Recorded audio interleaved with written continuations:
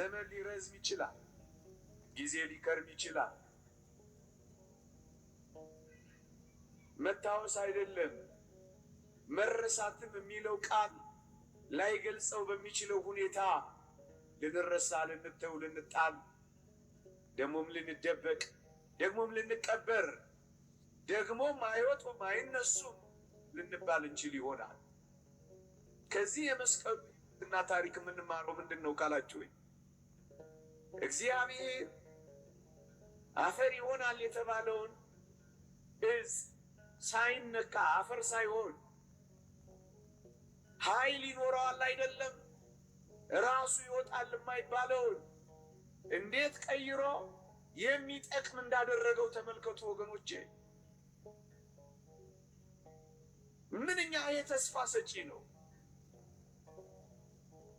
ብዙ ዘመናት የማንጠቅም አድርገን ራሳችንን ቆጥረን ይሆናል። ከዚህ በኋላሞ ምን እጠቅማለሁ? ዘመን አልፎብኛል፣ ጊዜ ሄዶብኛል፣ እድሜ ባክኖብኛል፣ ጉልበት አጥቻለሁ፣ ኃይል ከርቶኛል፣ መደመጥ ጠፍቶብኛል፣ ፈላጊ አጥቻለሁ፣ ተትቻለሁ የምንል እንኳን ቢሆን እግዚአብሔር የሚያቅተው ዘመን፣ እግዚአብሔር የማያወጣው መቃብር፣ እግዚአብሔር የማይሰጠው ኃይል፣ እግዚአብሔር ሲመጣ የማይለውጠው ሕይወት እንደሌለ ማሳያ ነው።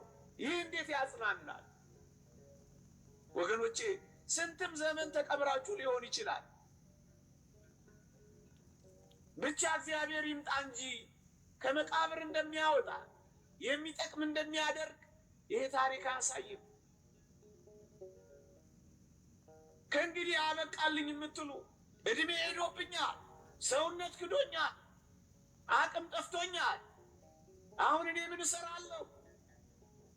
የዚህ ሁሉ ጉድፍ ማጠራቀሚያ ይሆን አሁን እግዚአብሔር እኔን ከዚህ ያወጣኛል ወይ ብላችሁ ተስፋ ቆርጣችሁ ይሆን? ክርስቲያኖች የቱን የሚያክል ጉድፍ መጣያ እንሁን፣ ግን ወደ እግዚአብሔር ስንመለስ እግዚአብሔር የተቀበረውን ሕይወት የሚሰጥ ጨለማውን የሚያበራ ኃይል የሌለውን ምንኛ ኃይለኛ እንደሚያደርግ ተመልከቱ። ተንቃችሁ ካለ የምትከብሩበት ቀን የሚመጣው ከእግዚአብሔር ጋር ስትሆኑና ስትጠቅሙ በዓይናችሁ ታያላችሁ። የምትጠቅሙ ያደርጋችኋል።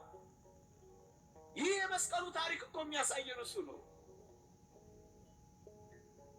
ዘመናት ቢፈጁ የተናቀ ቢመስልም ኃይል እንደሌለው ቢቆጠር አስታዋሽ ቢያጣ አንድ ቀን ግን መጥቀሙ አይቀርም።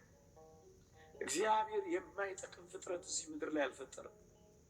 እንኳን ለማዳን ያደረገው መስቀሉ ቀርቶ ይሄ አፈር አሁን ምን ይጠቅማል ብላችሁ ታስባላችሁ? ይሄ ረገጥነው አፈር፣ ይሄ ቤት የምንሰራበት አፈር እኔና ጠረጥራላችሁ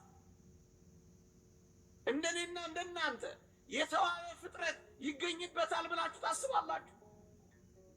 እግዚአብሔር በማይጠቅመው ነገር እንዴት የሚጠቅም ነገር እንደሰራ አላረጋገጣችሁ? እግዚአብሔር ምድራችን ላይ እንጠቅማለን ከሚሉት ይልቅ በማይጠቅሙት ታሪክ እንደቀየረ አልሰማችሁም? አፈር እኮ ነው ጠንካራ አጥንት ያስመጣ ወገኖች። ይሄ የምታዩት አጥንት እኮ አጥንት ሆኖ የተገኘው መገኛ ምንጩ እኮ አፈር ነው። ዛሬ ልፍስፍስ ልንሆን እንችላለን። ዛሬ የማይገባ ሊሆን ይችላል። ዛሬ ደንዛዞች ናቸው ልንባል እንችላለን። ግን እግዚአብሔር እጆች ከነኩን እመኑኝ እንጠነክራለን። በእግዚአብሔር እግሮች ስር ካረፍን ልፍስፍሱ ይጠነክራል፣ ደካማው ይበረታል፣ የለም የተባለው ይኖራል። መቆም የማይችለው አፈር የሚቆም ይሆናል።